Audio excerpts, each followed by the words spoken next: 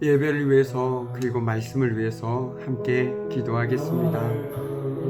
우리 삶에 주관하신 아버지 하나님, 지난 한 주도 제대로 지키게 해주시고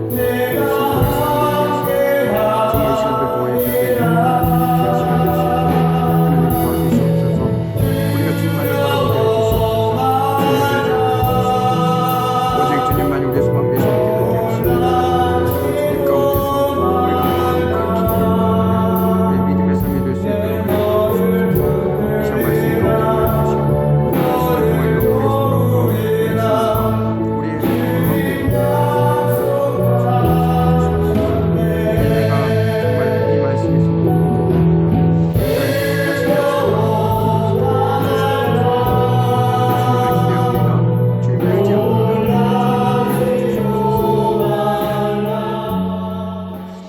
우리의 삶을 주관하신 아버지 하나님, 지난 한 주의 삶에도 주님의 은혜 가운데 살아가게 하시고 오늘도 여러 가지 모양으로 주님 앞에 나와 말씀을 듣게 하심에 감사를 드립니다. 말씀은 마음은 원이로되 오늘도 여러 가지 사정들로 인하여 주님 앞에 나오지 못하고 영상으로 말씀을 듣는 우리 믿음의 지체들이 있습니다. 주님, 그들의 삶의 현장에도 주님께서 함께 해주시고 동일한 은혜로 함께 해주셔서 오늘도 말씀을 통하여 주님을 더욱더 깨닫고 하라, 그 주님만을 붙들고 나아가는 우리 귀한 믿음의 지체들 될 수 있도록 주님 도와주시옵소서. 오늘도 부족한 주의 종을 하나님의 말씀을 세우는 자로 세우셨습니다. 주님을 의지합니다. 주의 종을 통하여 말씀하여 주시고 주의 종의 모습은 감춰 주시옵소서. 오늘도 말씀을 통하여 서로가 세워지는 귀한 은혜를 주님 허락하여 주시옵소서. 모든 것 주님께 온전히 의탁하며 감사드리며 예수 그리스도 이름으로 기도드립니다. 아멘. 사랑하는 우리 속적교회 청년부 한 사람 한 사람 주님의 이름으로 축복합니다. 특별히 하나님께서 허락하신 삶의 현장에서 오늘도 최선을 다해 살아가고 있는 정말 그대들을 응원합니다. 또한 오늘도 마음은 원이지만 일단 여러 가지 사정들로 인해서 부득이하게 이렇게 영상으로나마 예배드리고 말씀 앞에 나온 정말 그대들에게도 정말 하나님의 은혜가 함께하길 소망합니다. 오늘 선포되던 말씀을 통해서 말씀을 전하는 저나 여러분이나 동일한 하나님의 은혜가 임하기를 간절한 마음을 담아 또한 소망해 봅니다. 오늘 우리가 함께 볼 하나님의 말씀은요, 열왕기 하 18장 26절에서 37절까지의 말씀을 중심으로 해서 그래 가끔 하늘을 보자 라는 제목으로 함께 나누어 보도록 하겠습니다. 한 아버지가 어린 아들을 태우고 자동차를 몰라 시골길을 달리고 있었습니다.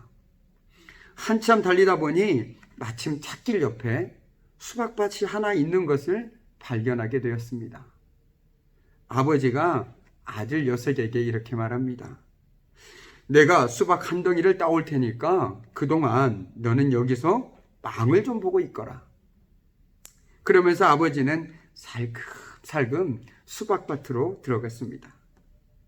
드디어 수박 덩굴에 달린 수박 한 덩이를 골라서 들어 올리면서 이렇게 아들에게 말하죠. 누가 오고 있냐? 사방을 잘 살펴보아라. 그러자 그 어린 녀석이 이렇게 대답했습니다. 아빠, 그런데 위쪽도 역시 살펴보아야 하지 않을까요? 녀석이 교회 학교에서 배운 솜씨를 발휘한 것입니다. 이 땅 아래쪽만 살핀다고 될 문제는 아니죠. 어린 녀석의 신앙은 우리로 하여금 위쪽도 살피도록 요구합니다. 우리 역시 위를 볼 수 있는 눈을 가져야 합니다. 믿음의 세계는 바로 거기에서부터 출발하기 때문이죠. 이처럼 우리는 살아가면서 위를 쳐다보아야 할 때가 있습니다. 고난의 길목에서든 힘겹고 버거운 현실에 답답함으로 몸부림칠 때든 아니면 결정적인 선택의 순간에서든 위를 쳐다보아야 할 때가 있습니다. 정말 그럴 때가 있습니다. 그래야만 우리가 우리 삶에서 하나님의 자리를 마련하고, 아니 그분을 발견하고 그분을 의지할 수 있기 때문입니다. 인디언들은 말을 타고 급히 가다가도 어느 순간 갑자기 서서 뒤를 돌아본다고 합니다. 자신의 영혼이 쫓아올 시간을 주기 위해서 말이죠. 우리 역시 분주한 일상에서 정말 우리의 신앙을, 우리의 믿음을 놓치지 않기 위해서 잠시의 멈춤과 쉼이 절대적으로 필요합니다.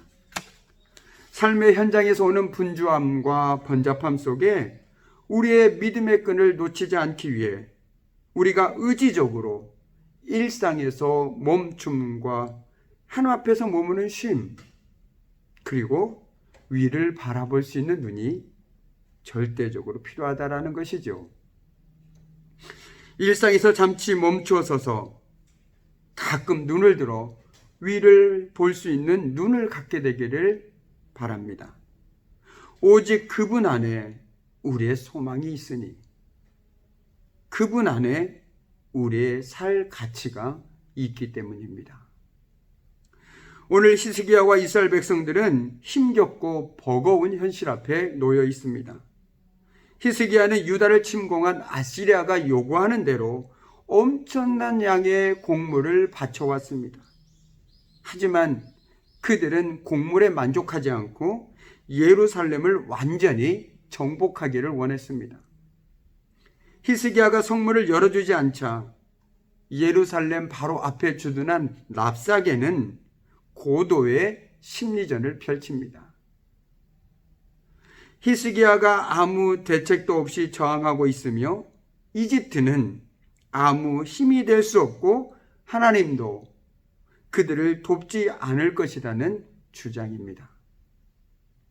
특히 히스기야가 급진적으로 추진한 산당철폐가 오히려 하나님을 분노하게 했다는 그의 주장은 히스기야에게 매우 치명적이었습니다.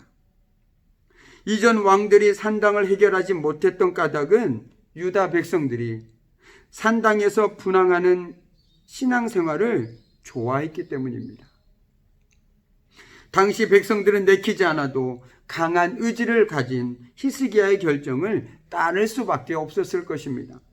그런데 국가에 심각한 위기가 왔고 그 이유가 산당을 척결한 때문이라 하니 이 주장은 히스기야의 지도력에 치명적인 손상을 줄 수밖에 없었습니다.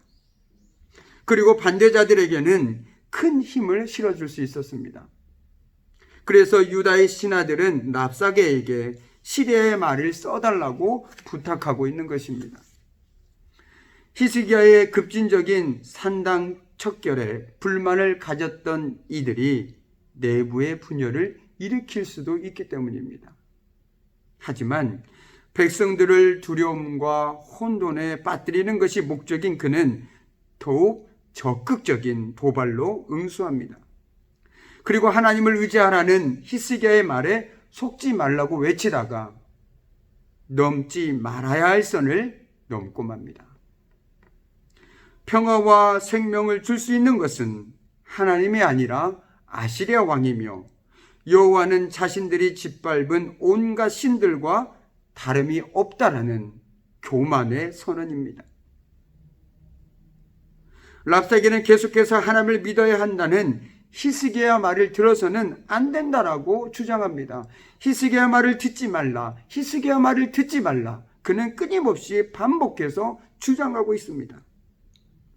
히스기야는 이전의 백성들에게 여호와 하나님께서 자신들을 대신해서 싸우실 것이며 자신들과 함께 하신 하나님께서는 아수르 왕과 함께하는 이보다 크시기 때문에 두려워 말고 놀라지 말라라고 말했습니다. 히스기야는 이스라엘 백성들에게 눈을 돌려 위를 바라보라고 합니다. 아시리아를 쳐다보지 마라.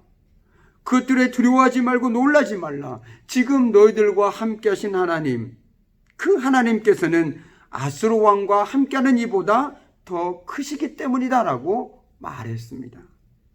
그러나 랍사게는 서두에 사방을 잘 살펴보라던 어느 아버지의 말처럼 자꾸만 이스라엘 백성들의 마음을 아래에 묶어두려고 합니다. 봐봐라, 우리는 온 세계를 제패하지 않았느냐?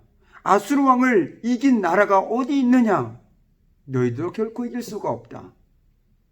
그는 지금까지 여러 민족의 신 중에서 아수르의 공격을 막아낸 신이 없었다라고 주장합니다. 그러면서 히스기야의 말을 믿지 말라고 합니다.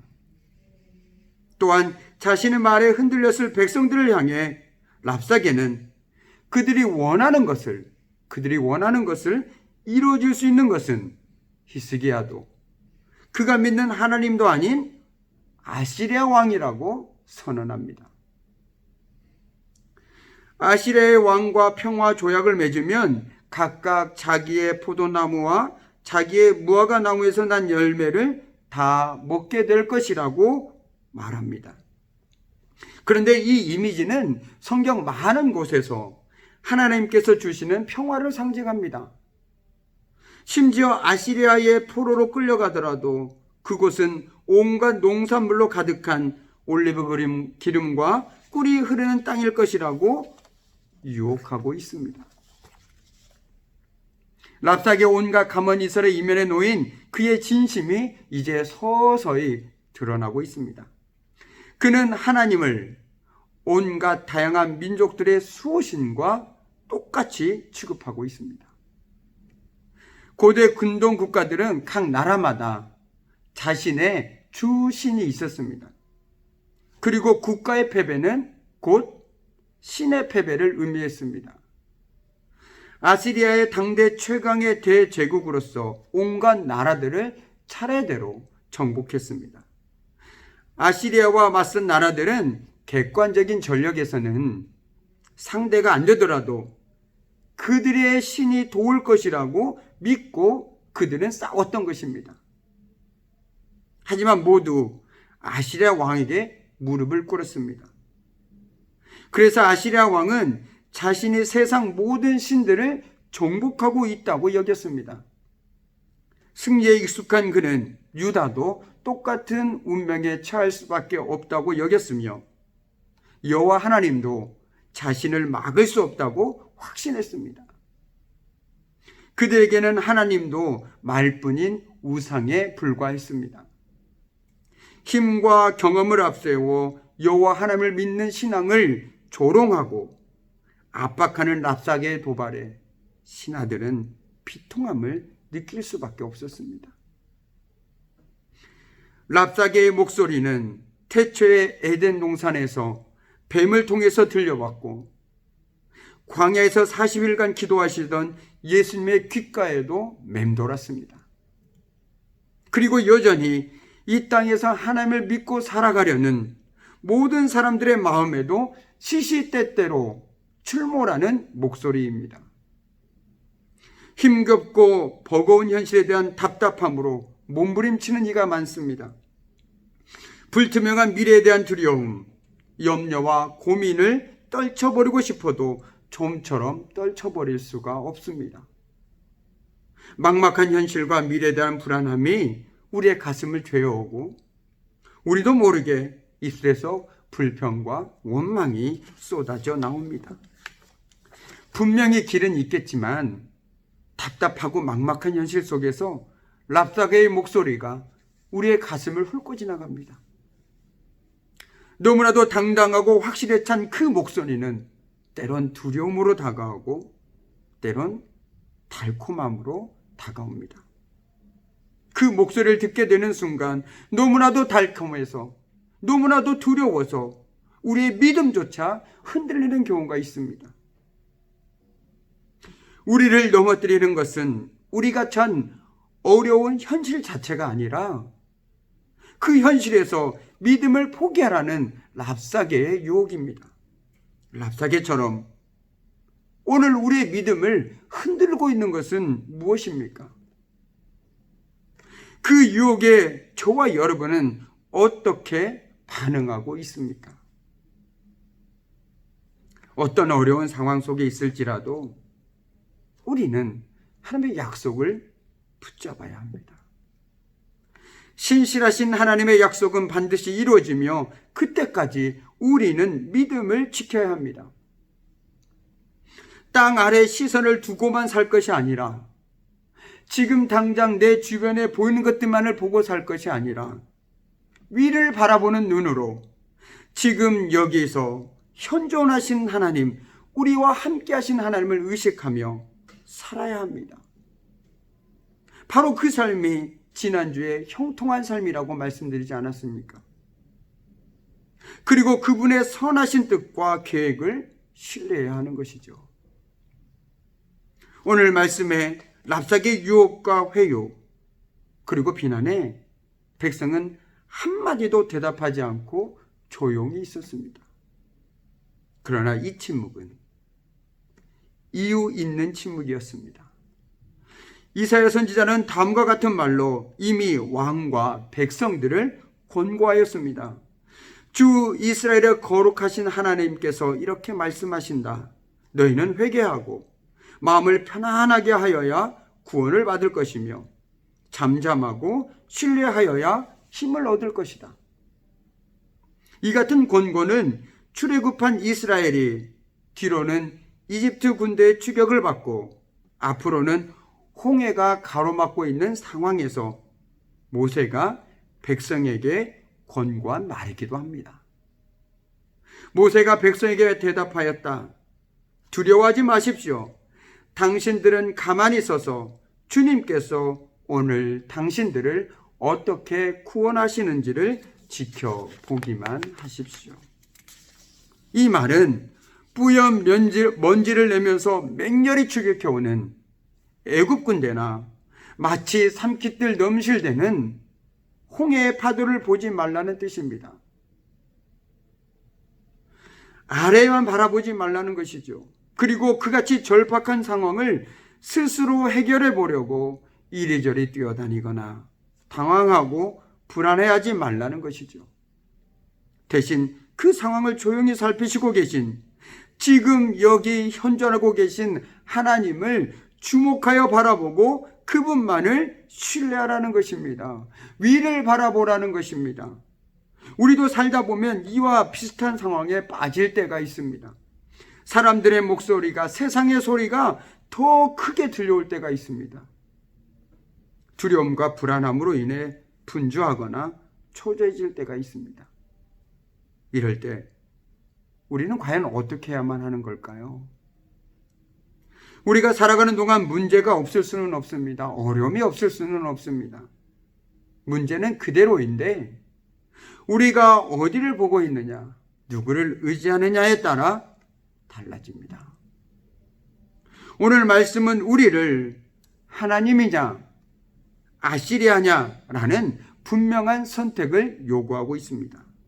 그 선택의 갈림길에 서 있는 우리들에게 또한 엘리야 선지자의 외침이 우리의 가슴을 훑고 지나갑니다. 여러분, 언제까지 양쪽에 다리를 걸치고 머뭇거리고 있을 것입니까? 주님이 하나님이면 주님을 따르고 바알이 하나님이면 그를 따르십시오. 이제 말씀을 마무리 짓도록 하겠습니다. 아수르 왕이 신하 랍사기를 통해 전한 내용을 자세히 보면 유다 백성들이 의지하는 하나님을 모독하는 말로 가득 차 있습니다. 거듭 반복되는 내용은 이렇게 전쟁에 임할 때 누구를 의지할 것인가 바로 택하라는 것이죠. 놀랍게도 이 점이 오늘 본문의 가장 중요한 신앙적 주제가 됩니다. 오늘 말씀을 보면서 우리는 무엇을 의지하는지 우리 자신을 돌아봐야 합니다.